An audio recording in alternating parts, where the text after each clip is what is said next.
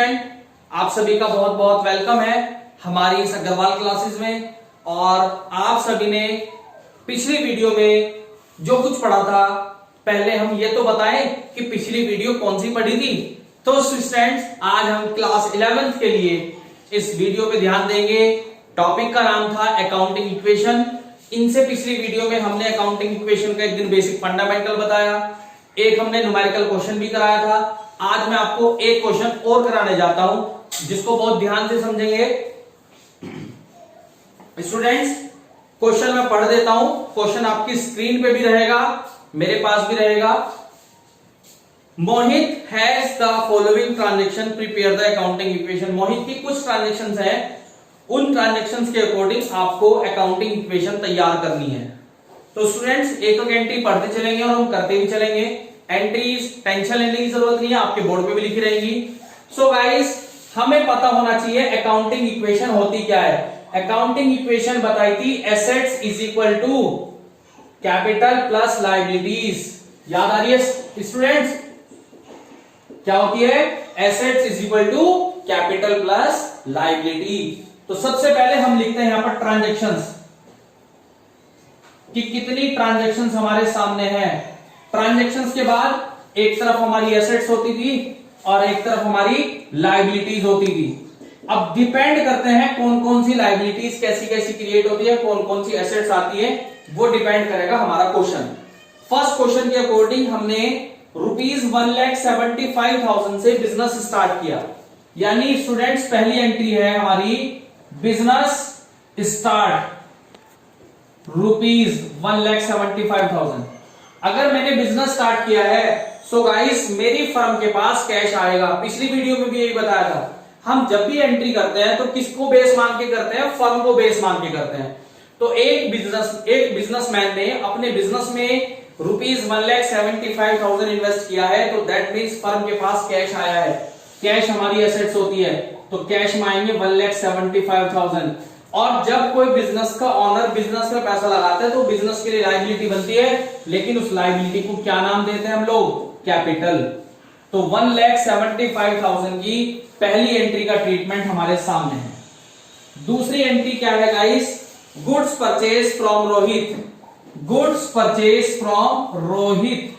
Goods purchase from Rohit. Student, मेरी ध्यान से सुनना। आपको पता है कि आपने रोहित से गुड्स खरीदा है। एक चीज आपके माइंड में आई, सर गुड्स खरीदा है तो मेरे पास गुड्स आएगा। ठीक है, गुड्स आया तो मेरी एसेट्स है। ए लो जी, मैंने गुड्स की जगह क्या का नाम बताया? स्टॉक का। यानी मैंने जो रोहित से गुड्स खरीदा है वो 50,000 का गुड्स खरीदा, तो 50,000 तो आ गए मेरे स्टॉक में। लेकिन अगर आप ध्यान से देखें, मैंने गुड्स तो खरीदा, लेकिन क्वेश्चन में ये जिक्र नहीं है कि क्या मैंने उसके बदले कैश पेड कर दिया। क्वेश्चन में उस क्रेडिटर का नाम दिया है जिससे हमने खरीदा है।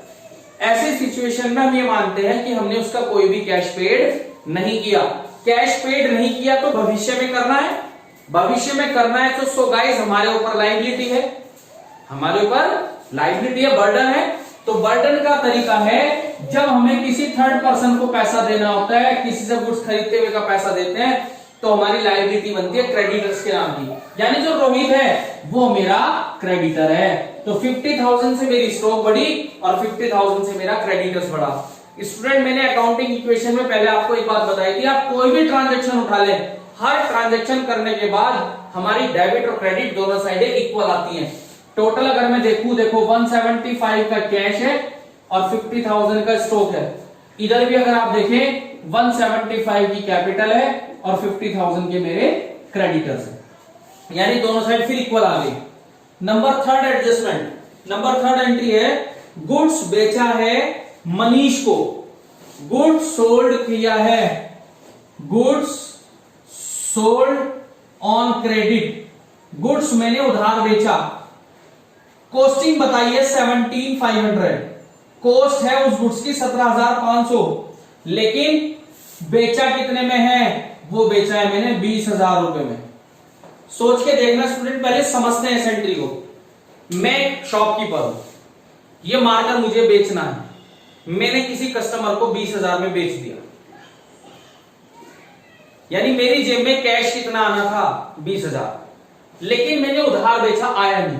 आएगा भविष्य में, आएगा तो पैसा मिलेगा, मुझे पैसा मिलेगा तो मेरी एसेट्स बनेगी, लेकिन कैश तो आया नहीं, इसलिए वो सामने वाला पर्सन मुझे पैसा देगा, इसलिए उसको हमने नाम दिया डेटर। डेटर वो होते हैं जिनको हम गुड्स उधार बेचते हैं। तो मैंने किसी थर्ड पर्सन को गुड्स बेचा, वो भविष्य में मुझे पैसा देगा, तो मेरी एक एसेट्स और क्रिएट होगी, डेटर। यानी वो डेटर भविष्य में मुझे कितने रुपए लाके देगा, 20,000 लाके देगा। लेकिन ये मार्कर मेरे पास से कितने का गया था, जो मेरी गुड्स गया मेरी दुकान से उसकी वैल्यू थी 17,500, यानी मेरा स्टॉक घट गया 17,500 से। एक चीज ध्यान से देखें, 17,500 की चीज मैंने 20,000 में बेची, तो मुझे 2,500 का प्रॉफिट भी तो हुआ। और प्रॉफिट हमेशा याद रखना, प्रॉफिट क्या बढ़ाती है, कैपिटल। प्रॉफिट हमेशा क्या इंक्रीज करती है, हमारी कैपिटल। मैं फिर टोटल लगा के देखता हूं, there is no effect on cash 1,75,000, और ये 50 माइनस 17,500 बचेगा 32,500, और ये बचे हमारे 20,000। ये 177,500 और 50,000 दोनों साइड टोटल करके देखेंगे तो इक्वल आएंगे। नंबर 4 एंट्री देखते हैं। 4 एंट्री में कहा कि purchase furniture for office use 10,000, यानी मैंने फर्नीचर परचेज किया है, मैंने फर्नीचर को परचेज किया है 20,000 रुपीज का। फर्नीचर परचेज करूंगा तो सभी जानते हैं फर्नीचर मेरी एसेट्स है, फर्नीचर अगर मैं खरीदूंगा तो फर्नीचर पे मेरा राइट है, तो मेरी एक एसेट्स और क्रिएट हो गई, जिस एसेट्स का नाम क्या बताया, फर्नीचर। यानी 10,000 रुपए का मेरे पास फर्नीचर आ गया। लेकिन फर्नीचर आया है, किसी से तो खरीदा होगा, बिल्कुल खरीदा होगा। क्या वो हमारे रिश्तेदारों की शॉप थी, जी थी, लेकिन पैसा तो फिर भी देना होगा। तो यानी 10,000 रुपए का फर्नीचर आया है और आपकी जेब से 10,000 रुपए कैश चला गया है। ट्रांजैक्शन करने के बाद मैंने स्टूडेंट बताया था हर बार टोटल आप जरूर करेंगे।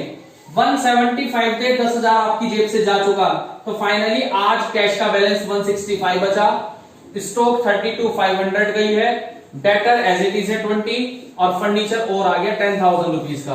कैपिटल पे नो चेंज, क्रेडिटर्स पे नो चेंज, टोटल लगाएंगे दोनों साइड इक्वल आएगी। Number 5 entry according to the book. 5th entry के अकॉर्डिंग है cash paid to debtor in full settlement. बहुत अच्छा पॉइंट है, cash paid to creditor ₹48,500 in full settlement, यानी क्रेडिटर्स थे कितने के, 50,000 के। बहुत अच्छा पॉइंट है, ध्यान से देखना स्टूडेंट। लेकिन मैंने इनका फुल सेटलमेंट यानी मैंने इनका हिसाब निपटा दिया 48,500, यानी इनका तो बैलेंस बिल्कुल जीरो कर दिया।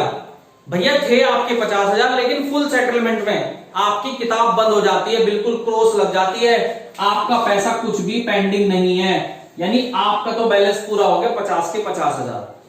लेकिन जब मैंने उन्हें पैसा दिया तो मैंने सिर्फ दिए 48,500, यानी मेरी जेब से कैश कितना गया, 48,500, यानी जाना कितना था, 50,000। यानी मैंने हिसाब तो क्लियर कर दिया 50,000, अपनी लाइबिलिटी तो क्लियर कर दी 50,000 की, लेकिन करी कितने में, सिर्फ 48,500 रुपीज में। देखा जाए तो 1,500 का मुझे प्रॉफिट हुआ। किसी को मैंने कम पैसा देकर हिसाब निपटा दिया तो मुझे 1,500 रुपए का प्रॉफिट हुआ। और प्रॉफिट कैसा भी हो, क्या बढ़ाती है मेरी, कैपिटल। प्रॉफिट मेरी क्या इंक्रीज करती है, कैपिटल इंक्रीज करती है।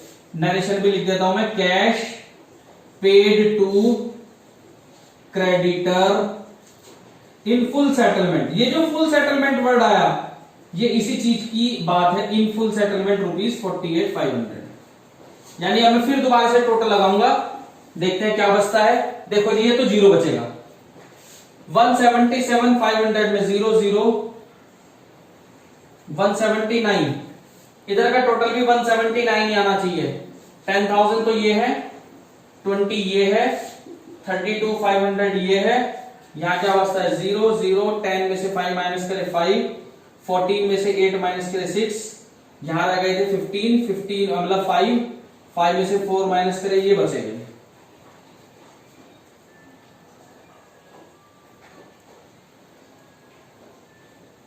ठीक है जी। नंबर 6 एंट्री देखते हैं एक बार। नंबर 6 एंट्री है जी, कैश रिसीव फ्रॉम डेटर 20,000। मुझे कैश रिसीव हुआ है डेटर से, cash receive from debtor, debtor से मुझे पैसा मिला है। तो डेटर से पैसा मिला है तो सोचने की बात ही नहीं, कैश आया। लेकिन जब डेटर आपको पैसा दे देंगे तो डेटर भी तो आपके जीरो हो जाएंगे। जब मैंने किसी को कहा भाई तुझे 20,000 देने हैं, आज तक मेरी बुक्स में थे, लेकिन अगर वो मुझे 20,000 दे देगा तो मुझे अपनी बुक्स में से उन्हें कैंसिल करना होगा। एक चीज बार बार मैं बता रहा हूं, हर ट्रांजैक्शन के बाद आप टोटल लगा के देखेंगे तो आपकी दोनों साइडें इक्वल आएंगी। 20 - 20 यहां कुछ नहीं बचेगा, यहां क्या बच रहा, सिर्फ 32,500 ही बचे हुए हैं। और 1,16,500 में 20 और माइनस करूंगा तो 136,500। नंबर 7 ट्रांजैक्शन है जी, बस 2 ट्रांजैक्शन बची है। Rent paid 1,000, rent paid, rent अगर आप पेड कर रहे हो तो रेंट पेड अगर आपने 1,000 का, डाउट ही नहीं है 1,000 रुपए आपकी जेब से कैश चला गया।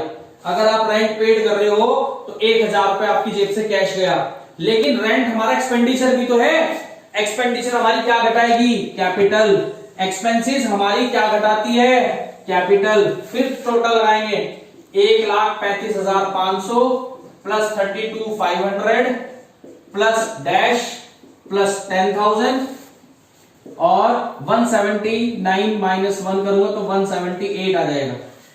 स्टूडेंट लास्ट एंट्री बची है, cash withdrawal for personal use 3,000। Cash withdrawal, cash withdrawal for personal use, मैंने अपने पर्सनल यूज के लिए बिजनेस से पैसा विड्रॉल किया है 3,000 रुपए का। तो भैया जब मैं बिजनेस से पैसा निकाल लूंगा तो मेरे बिजनेस से 3,000 रुपए कम हो जाएंगे।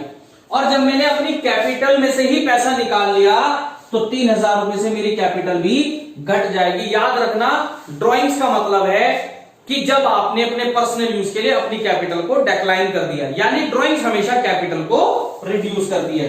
लास्ट फाइनल टोटल आता है, इधर का टोटल 175, ये एज इट इज रहा 10,000, यहां पर नो चेंज, यहां पर 32,500 और एट द लास्ट क्या बचेगा 132,500। टोटल लगाएंगे तो पूरा 175 आ जाएगा। तो स्टूडेंट ये पूरा एक क्वेश्चन अकाउंटिंग इक्वेशन का पूरी फॉर्म में, हर एक एंट्री मैंने साइड में नरेशन की फॉर्म में लिख दी है। आपको बुक की भी जरूरत नहीं रही, क्वेश्चन आपके सामने है, ट्रांजैक्शन आपके सामने है, अकाउंटिंग इक्वेशन का सॉल्यूशन आपके सामने है। आपको बस ट्रांजैक्शन पे देखना है, याद रखना, अपने माइंड में बिठा दीजिए।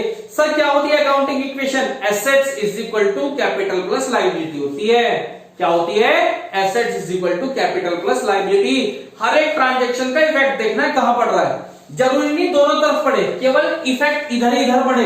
एक बार प्लस हो जाए इधर माइनस, तब भी इक्वल आ जाएगी। अगर इधर इंक्रीज हुई है तो इधर इंक्रीज होगी, इधर डिक्रीज हुई है तो इधर डिक्रीज हो सकता है, इधर इंक्रीज हो इधर ही डिक्रीज हो, तो बैलेंस दोनों साइड इक्वल आ जाएंगे। हर एक ट्रांजैक्शन के बाद आप टोटल करके देखिए, पूरा प्रोसेस फॉलो करें तो आपके सामने बिल्कुल क्लियर तरीके से डिपेंड होना है कि हाँ सर मुझे अकाउंटिंग इक्वेशन बिल्कुल क्लियर है।